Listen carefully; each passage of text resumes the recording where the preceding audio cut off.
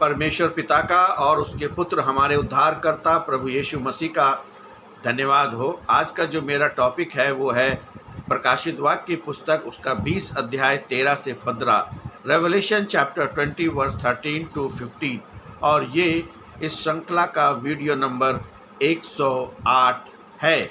और यहाँ पे परमेश्वर के वचन में इस प्रकार से लिखा हुआ है, समुंदर ने उन मृतकों को जो उसमें थे दे दिया, और मृत्यु और अधोलोक ने अपने मृतकों को दे दिया। उसमें से प्रत्येक का न्याय उनके कामों के अनुसार किया गया। मृत्यु और अधोलोक आग की झील में डाले गए। ये आग की झील दूसरी मृत्यु है। किसी का नाम जीवन की पुस्तक में लिखा हुआ ना मिला, वो आग की झील में फेंक दिया गया। इस वचन को मसीही धर्मशास्त्र क्रिश्चियन थियोलॉजी में महान श्वेत सिंहासन का न्याय, the great white throne judgement कहा जाता है। यूनानी शब्द हेड्स, अधोलोक, ये यूनानी संस्कृति में ये मृतकों के स्थान को दर्शाता है।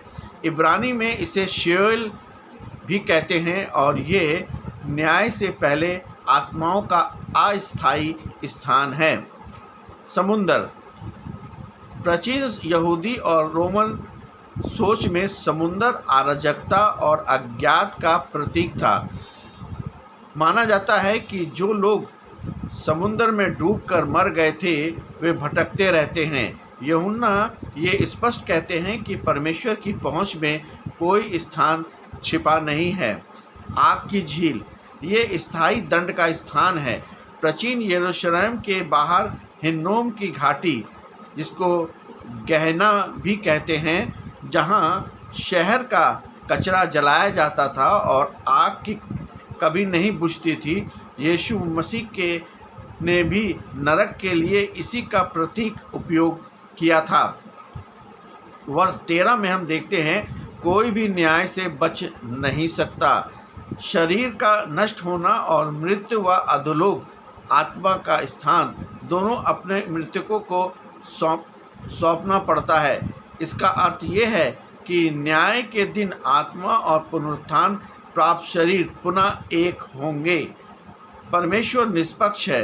हर व्यक्ति के जीवन का न्याय उसके कामों और उसके निर्णय और उसके दिल की दशा के आधार पर होता है। वर्ष 14 में हम देखते हैं कि मृत्यु की स्वयं मृत्यु। यहाँ सबसे सुंदर आध्यात्मिक सत्य ये है कि मृत्यु यानी कि डेथ जो है खुद समाप्त कर दी जाती है। पहला करंथियों 15 और 26 में लिखा है कि अंतिम शत्रु जो नष्ट किया जाएगा वह मृत्यु है।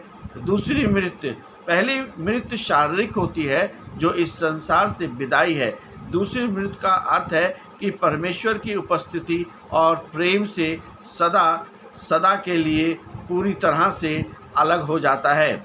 वर्ष 15 में हम देखते हैं कि आयत 13 कहती है कि न्याय कामों के आधार पर होता है, लेकिन आयत 15 बताती है कि उद्धार जीवन की पुस्तक से तय होता है।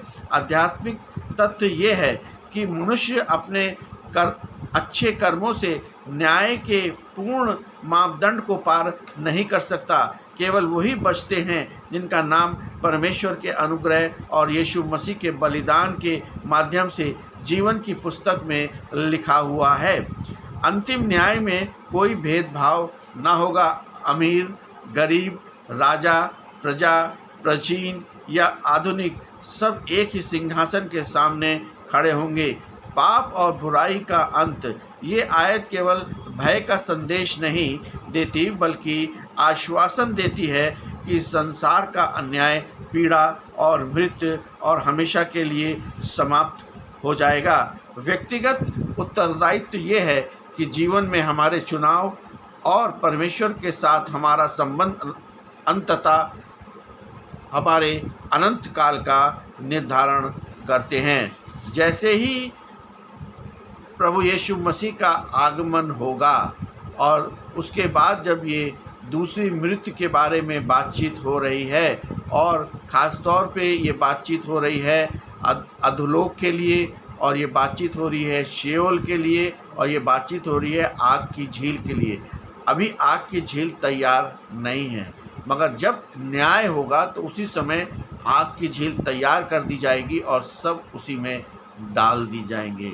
इसीलिए प्रभु यीशु मसीह पे विश्वास करें, प्रभु यीशु मसीह से अपने पापों को मान लें, प्रभु यीशु मसीह से अपने पापों का पश्चाताप करें और यीशु मसीह को उद्धारकर्ता के रूप में ग्रहण करें। यही मसीह जीवन है। आमीन।